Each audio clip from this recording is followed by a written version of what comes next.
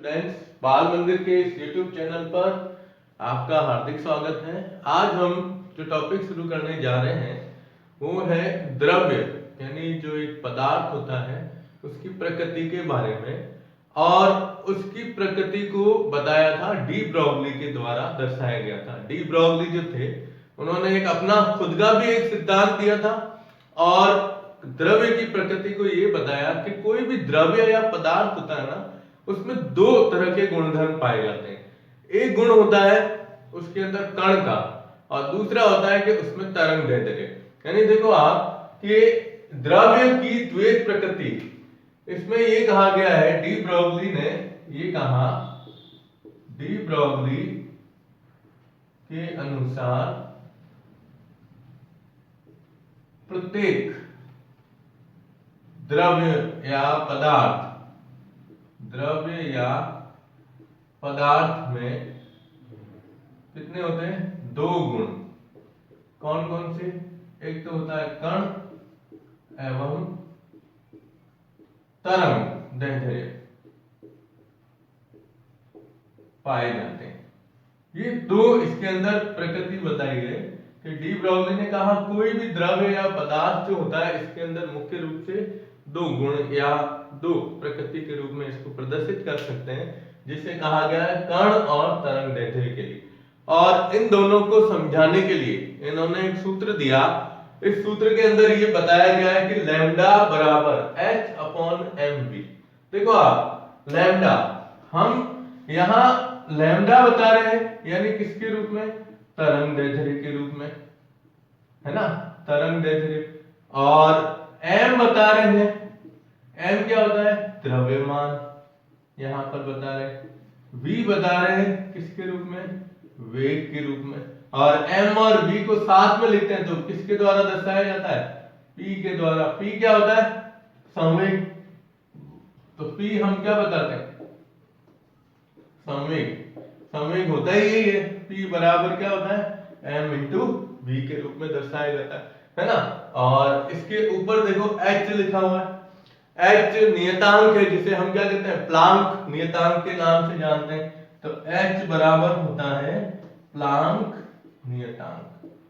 Planck नियतांक जिसका मान आपको याद होगा 6.64 इंटू 10 की पावर माइनस 31, है ना। ये मान आपको, सॉरी 31 ने 34 जूल प्रति सेकंड के रूप में दर्शाते हैं इसको। तो ये एक सिंपल सा पॉइंट बताया, डी ब्रॉगली के द्वारा ये बताया गया था, है ना। अब आपके सामने ये सूत्र दिया गया, ये कि लैम्डा बराबर ये H/m इंटू v के रूप में। अब इसमें आप तरंग दैर्ध्य ज्ञात करना चाहो या आपको तरंग दैर्ध्य दी गई है तो इसके अंदर द्रव्यमान ज्ञात करना है तो इसको ज्ञात कर सकते हो, है ना, गुणांक के रूप में इसको प्रदर्शित कर सकते हैं। तो द्रव्य की द्वैत प्रकृति, इतना ही है पॉइंट इसके अंदर। अब यहाँ ये ध्यान रखना है कि इसमें सवाल किस प्रकार से आएगा। जो न्यूमेरिकल सवाल आता है तो आप पहले इसका स्क्रीनशॉट ले लो, हम इसका एक न्यूमेरिकल सवाल देखते हैं, ठीक है। स्क्रीनशॉट ले लो, ओके। अब देखिए आप, अब इसमें सवाल क्या आता है, जैसे अपने एग्जाम्पल दिया हुआ है, ये सूत्र याद रखना है, लैम्डा बराबर ये H/mv के रूप में।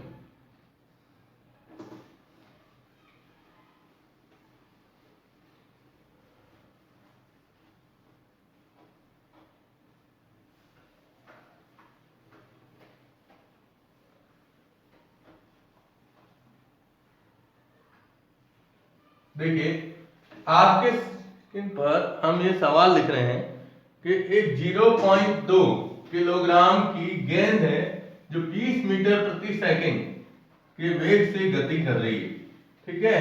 तो आपको इसकी तरंग दैर्ध्य ज्ञात करनी है। अब इसमें देखो आप, द्रव्यमान दे दिया, सवाल दिया गया है, देखिए सवाल है कि 0.2 किलोग्राम वाली एक गेंद 20 मीटर प्रति सेकंड की गति से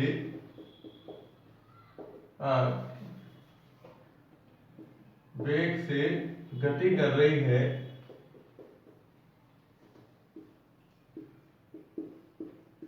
तो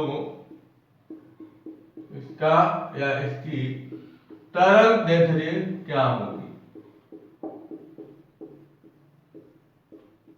ठीक है, अब आपको ये सवाल दे दिया कि भाई ये एक सवाल है।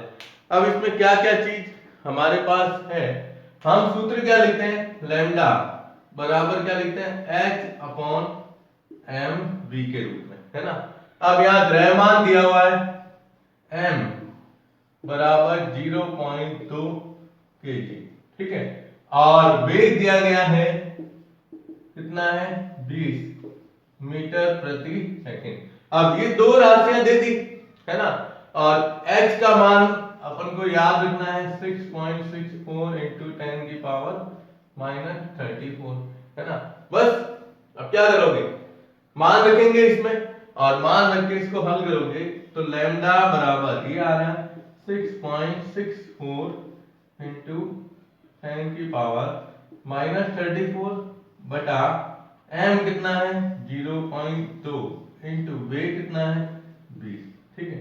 अब हम क्या करते हैं, पॉइंट हटा देते हैं और फिर इसको हल करने का प्रयास करते हैं। तो जैसे यहां से मैंने पॉइंट हटाया तो बटा में क्या आ जाएगा 100 आ जाएगा, यहां से पॉइंट हटाया तो 100 का भाग, अब यहां पर 0.2 है तो इस पॉइंट को हटाया तो इधर ऊपर क्या आ जाएगा 10, एक घातांक। अब आप इसको हल करोगे तो यहां से देखो ये 10 100 कितना आया 10, अब यहाँ 2 है, 2 को इससे भाग देंगे तो 3 3 कितना आ जाएगा 2।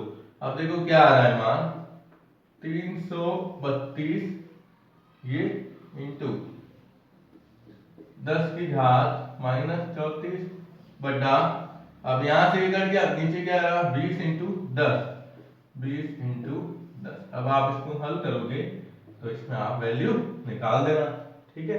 तो ये क्या आएगी, इसके अंदर तरंग दैर्ध्य का मान इस प्रकार से ज्ञात कर सकते। तो एक द्वैत प्रकृति कण की द्रव्य की यानी पदार्थ की द्वैत प्रकृति को डी ब्रॉगली के द्वारा इस प्रकार से समझाया गया कि इसमें कण और तरंग दैर्ध्य दोनों उपस्थित होती है। अब उसके आधार पर ये सवाल इस तरह से बनता है कि आपको पदार्थ दे देंगे, इसका द्रव्यमान उसका वेग दे दिया तो उसकी तरंग दैर्ध्य किस प्रकार से ज्ञात कर सकते हैं, ठीक है।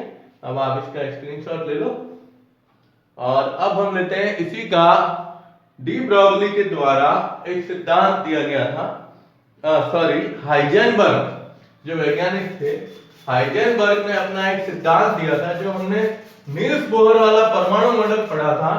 उसमें नील्स बोहर के परमाणु मॉडल की सबसे लास्ट कमी जो थी वो यही थी कि नील्स बोहर हाइजेनबर्ग के सिद्धांत को नहीं समझा पाए थे, किसके, हाइजेनबर्ग के, ठीक है। अब ये क्या देता है सिद्धांत, तो देखिए आप, हाइजेनबर्ग ने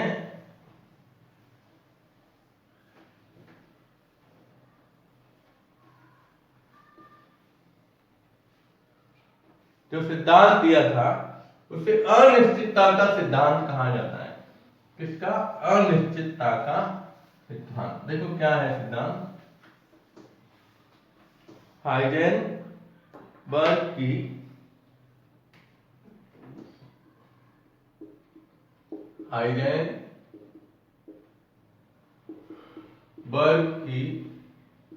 अनिश्चितता का सिद्धांत।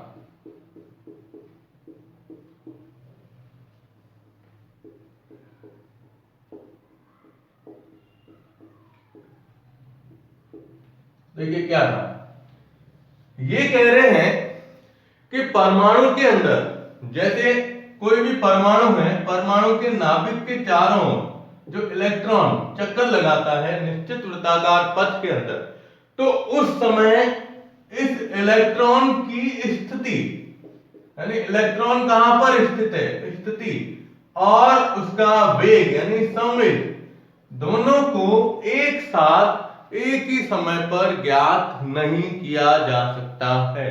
क्या कह रहा है ये कि कोई भी परमाणु के अंदर जब इलेक्ट्रॉन चक्कर लगाता है निश्चित वृत्ताकार पथ में, तो हम इस इलेक्ट्रॉन के वेग यानी संवेग और उसकी स्थिति में होने वाला जो परिवर्तन है, इन दोनों को एक साथ एक ही समय पर ज्ञात नहीं कर सकते। ये सिद्धांत है कि अगर आप इलेक्ट्रॉन की स्थिति का सही निर्धारण करना चाहते हो तो उस समय उसका वेग परिवर्तित हो सकता है, और अगर हम इलेक्ट्रॉन की वेग को या संवेग को ज्ञात करने का प्रयास करते हैं तो उस समय हम उसकी स्थिति को नहीं बता सकते कि भाई हम यहाँ पर, जैसे अभी इलेक्ट्रॉन इधर है मान लेते हैं, यहाँ हम इसका संवेग ज्ञात कर रहे हैं, संवेग का मान जैसे ज्ञात करोगे इसकी स्थिति क्या हो जाएगी, परिवर्तित हो जाएगी। तो हाइजेनबर्ग का जो ये सिद्धांत है इसको अनिश्चितता के सिद्धांत के रूप में लिखा जाता है। देखो क्या कहता है, इस लिखेंगे अपन इसमें कि इसके अनुसार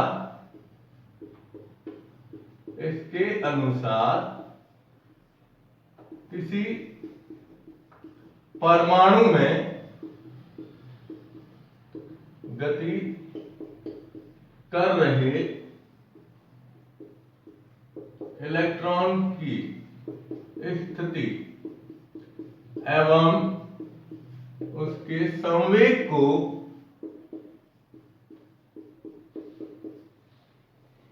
एक साथ एक ही समय पर ज्ञात नहीं किया जा सकता है, नहीं किया जा सकता है। ये आपको ध्यान रखना है कि यदि संवेग ज्ञात करते हैं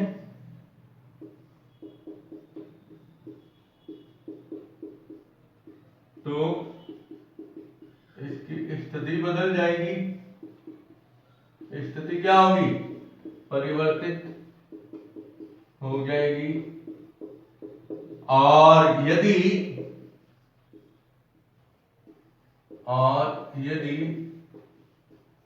स्थिति ज्ञात करते हैं, स्थिति ज्ञात करते हैं तो इसका संवेग बदल जाता है।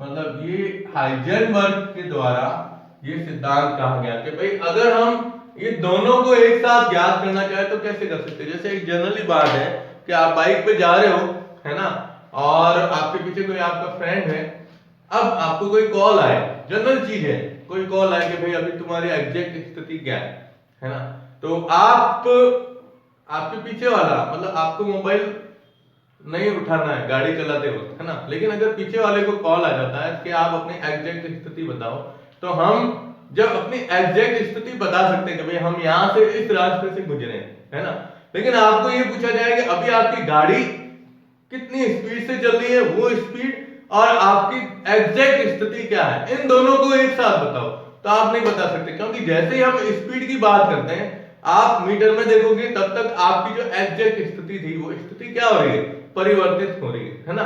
तो ये चीज यहां पर भी बताई गई कि हम इलेक्ट्रॉन जब गति कर रहा है तो इलेक्ट्रॉन गति करते हुए इलेक्ट्रॉन की स्थिति और संवेग को एक साथ एक ही समय पर ज्ञात नहीं कर सकते, है ना। इसलिए इन्होंने क्या किया कि जो संवेग में परिवर्तन और स्थिति में होने वाले परिवर्तन के बीच में मतलब एक समीकरण गणितीय रूप इसने दिया है, और ये कहा गया, देखो आप, कि del x into del p, del x into del p का मान, अब देखो डेल एक्स अभी ले रहे हैं अपन, इनका मान या तो बड़ा होगा या लगभग बराबर होता है h अपॉन 4 पाई के। ये एक छोटा सा इन्होंने संबंध दिया, h अपॉन 4 पाई के बराबर, या इससे इसका मान क्या होता है, अधिक होता है। तो डेल x क्या है, स्थिति में होने वाला परिवर्तन, डेल p है संवेग में होने वाला परिवर्तन, है ना। तो यहां हम ये बता सकते हैं डेल x बराबर स्थिति में परिवर्तन